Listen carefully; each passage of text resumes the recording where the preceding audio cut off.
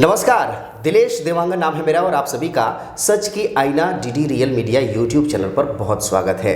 आज हमारी स्टूडियो में मेहमान हैं परसडीहा ग्राम पंचायत की सरपंच रही हैं। 5 साल का कार्यकाल अभी आचार संहिता लगने से पहले पूरा हुआ है और अब फिर से ग्राम पंचायत परसडीहा में चुनावी मैदान पर उतर चुकी हैं। 2 मुद्दों पर विशेष तौर पर बात करेंगे। पहला तो ये कि जब आपका कार्यकाल रहा है तो उस कार्यकाल में आपने क्या विकास किए, क्या क्या उपलब्धियां रही हैं आपके ग्राम पंचायत में, तो किन मुद्दों के साथ आप आगे बढ़ रही हैं, क्या विजन है अगले 5 सालों का और कहां तक पहुंचाना चाहती हैं ग्राम पंचायत परसडीहा को।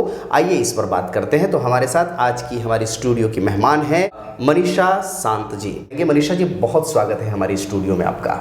बहुत बहुत धन्यवाद। जब आप 5 साल की कार्यकाल को आपने पूरा किया है, हाल ही में, ज़्यादा दिन नहीं हुए हैं, 5 साल का कार्यकाल आपका कैसा था, आपने इन 5 सालों में क्या कुछ किया है, क्या उपलब्धियां रही हैं, कौन कौन से ऐसे कार्य हैं जिन कार्यों के बदौलत उन मुद्दों पर आप दोबारा चुनावी रण पर हैं और उससे ज़्यादा प्रभावित होगी जनता, तो क्या बताना चाहेंगे आप? दिलेश सर, सबसे पहले तो आपको धन्यवाद।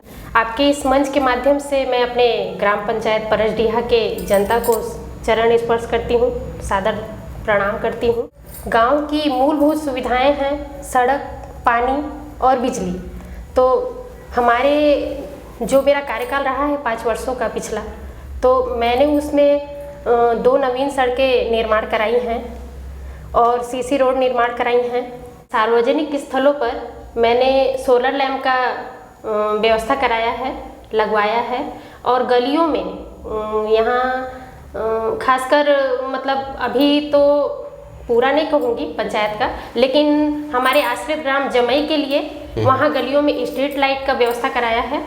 और रही बात पानी की, तो मेरे कार्यकाल में मैंने लगभग 30 से 35 हैंडपंप खनन कराया है। 30+ आपने हैंडपंप खुदवाए हैं, तो पेयजल की समस्या को दूर करने को लेकर के आपने एक बड़ा कदम उठाया है, सराहनीय है। 30+ एवं 5 सालों में आप अगर आपने कराया है तो औसतन भी अगर हम निकालें तो 5-6 प्रति वर्ष आपने तकरीबन हैंडपंप लगवाए हैं। तो क्या जी, और आपको बताना चाहूँगी सर, जैसे कि ये तो हो गई मूलभूत सुविधाएं, और इसके अलावा भी मैंने बहुत प्रयास किया है।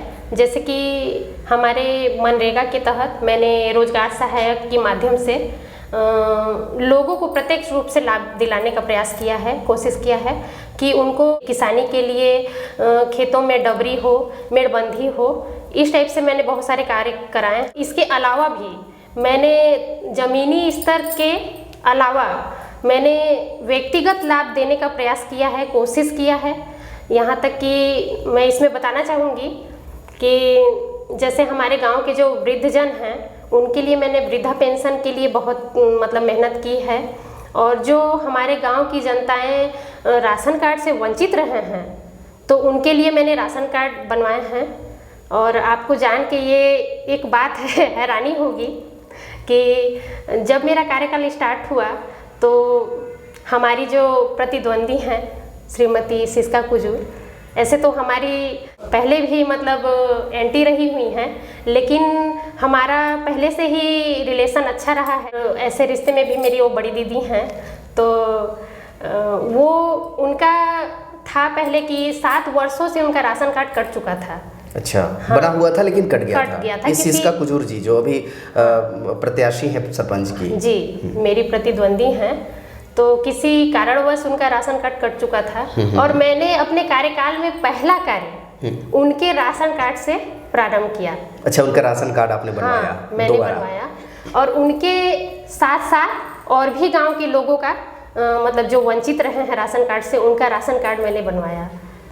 तो बहुत ही सराहनीय कार्य है। मनीषा जी, ये जानकर के बेहद खुशी हो रही है कि अभी जो प्रतिद्वंदी आपके सामने खड़ी हैं चुनावी मैदान पर, दोनों आप लोग सरपंच के चुनाव के लिए अभी मैदान पर हैं और उनका राशन कार्ड आपने ही बनवाया है। बहुत अच्छी बात और बहुत सम्मान के साथ आप कह रही हैं। वो पहले तो प्रतिद्वंदी बाद में है, पहले वो आपके गाँव की वो रहने वाली है, निवासी हैं। आगे बढ़ते हैं, बातचीत के सिलसिला को आगे बढ़ाते हुए मनीषा जी, मैं आपसे पूछना चाहता हूँ कि अभी फ़िलहाल दोबारा आप एक कार्यकाल पूरा करने के बाद दूसरे कार्यकाल में जुड़ना चाहती हैं, चुनाव जीतना चाहती हैं सरपंच पद की, तो फिर दोबारा आपको वहाँ की जनता, परसडीहा की जनता वोट क्यों करे? मतलब किस वजह से आपको वोट दे? क्योंकि अमूमन होता क्या है पंचायत स्तर पर कि एक बार अगर कोई सरपंच बन जाए तो उसको दोबारा मौका बहुत कम मिलता है। आपको वहाँ की जनता दोबारा मौका क्यों दे? हाँ, आपका कहना जाहिर है, मतलब क्यों चुने मुझे जनता। तो मैं अपने आपके माध्यम से, आपके मंच के माध्यम से अपने गांव की जनता को यह विश्वास दिलाना चाहती हूँ कि मैंने अपने इन 5 वर्षों में जो कार्य किए हैं, तो इनके अलावा भी ऐसा नहीं है कि मैंने हर जगह हर कार्य को मतलब पूर्ण रूप से किया हो। इसमें भी कई जगह ऐसे हैं, कई वार्ड ऐसे हैं या कोई व्यक्ति ऐसा हो जिनका कार्य रह चुका हो, रह गया हो, छूट गया हो, तो उसको मैं एकदम तत्परता से इस बार और अच्छे से करना चाहूँगी। अगर मुझे मेरे गांव की जनता चुनती है फिर से दोबारा, तो मैं और तत्परता के साथ इन कार्यों को पूर्ण करूंगी। मैंने अब तक अपने बीते हुए कार्यकाल में किसी के साथ किसी तरह का कोई भेदभाव नहीं किया है और कोशिश यही रहा है कि हर व्यक्ति का हर स्थान पर कार्य होता रहे। मेरे द्वारा जो भी कार्य बनता है उसको मैं बखूबी कर सकूं। मेरे जो भी कार्य रहे हैं उन कार्यों को मेरे पंचायत के जनता ही मुझे सराहना देते हुए कहते हैं कि आपको ही अगले पंचवर्षीय में सरपंच पद पर आना चाहिए, और मुझे बल्कि एक तरह से सलाह देते हैं कि आपने औरों सरपंच से बहुत अच्छा किया है और हमारा विश्वास है कि आगे भी अच्छा करेंगे। यहाँ तक कि मुझे टेलीफोन पे, फ़ोन पे आके घर में व्हाट्सएप मैसेज के द्वारा भी मतलब सराहना देते हुए कहा है बहुत लोगों ने कि मनीषा सान जी आप फिर से आइए और उम्मीदवार के रूप में फिर से खड़े होइए और आपको हम चुनेंगे। कहीं ना कहीं साफ तौर पर ये कहा जाए कि वहाँ की जनता ने आपको पूरा सपोर्ट किया है, वहाँ की जनता आपको चाहती है कि आप दोबारा इस सरपंच के चेयर पर बैठें। लेकिन मनीषा जी, हम तो टेढ़े और थोड़े तीखे सवाल भी पूछते रहते हैं और जाहिर सी बात है हमारा काम है। हम आपसे पूछना चाहते हैं कि भाई आप परसडीहा ग्राम पंचायत के गांव, गलियों, मोहल्लों, वार्ड को कितना जानती हैं? अभी ऐसी कौन कौन सी समस्याएं नज़र आती हैं जिसको लगता है कि आपको अगले जो टर्म्स में, अगले कार्यकाल में आप उसको बहुत प्राथमिकता के साथ काम करना चाहेंगी? तो कितना समझती हैं? मैं एक्चुअल समझना चाहता हूँ कि आप परसडीहा ग्राम पंचायत को कितना जानती हैं, क्या जानती हैं? तो हमारे परसडीहा ग्राम पंचायत में पूरे 19 वार्ड हैं। हमारे ही पंचायत का आश्रित ग्राम है भैंसा मुंडा। वहाँ सड़क का बहुत दिक्कत है, जैसे कि वहाँ सड़क ही नहीं है। मुझे मतलब मेरे कार्यकाल में लीगली प्रॉब्लम आई है। जैसे मैं कहूँ, हमारा भैंसा मुंडा गांव ही मतलब एक फॉरेस्ट के जस्ट लगे में आता है। हाँ। तो इस कारण भी मैंने वहाँ सड़क का निर्माण नहीं करा पाया। तो इस परेशानी को मैं जहाँ भी मुझे जाना पड़े, प्रदेश स्तर पे जाना पड़े, तो मैं जाऊँगी और इस समस्या को दूर करूँगी। और अभी जो हाल ही में मैंने कार्यकाल जो मेरा बीता है, तो उसमें भी मैंने इस चीज़ के लिए प्रयास किया है और प्रस्तावित की है। रेंजर साहब से भी मैंने बात किया था, तो उन्होंने जो मुझे इसके लिए पॉइंट बताया, तो उस पॉइंट के हिसाब से मैंने इसको प्रस्ताव में लिया था और इसको दिया भी है।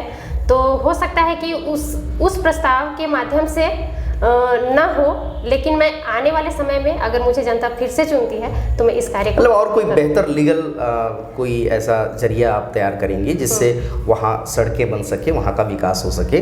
इन 5 सालों के कार्यकाल में कौन कौन ऐसा कार्य रहा है जो आपके दिल को छुआ है, या फिर आपको ऐसा लगा है कि भाई मुझे बहुत संतुष्टि मिलती है, एक सुकून मिलता है उस काम को करके?